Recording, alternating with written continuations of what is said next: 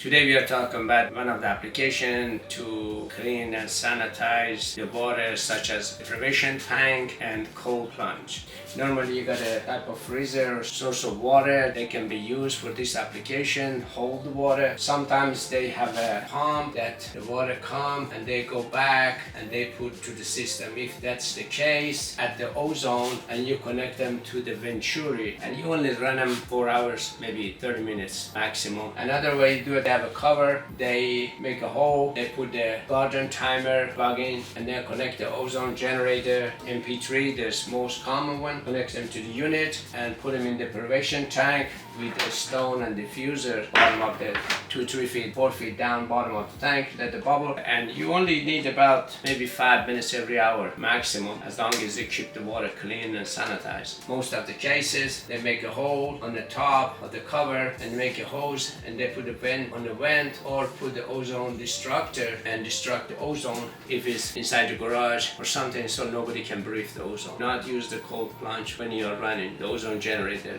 Normally trying to treat the water before and then stop the ozone generator before you do it. All you have to do, this ozone generator, the back switch, the front switch, the timer on position, they come to the garden timer and let this timer control the ozone generator. Simple way, get the garden timer, get the MP3, they come with the stone, they come with the tube, everything you need.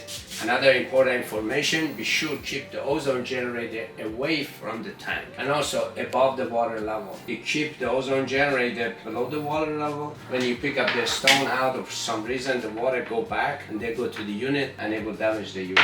Have a good day.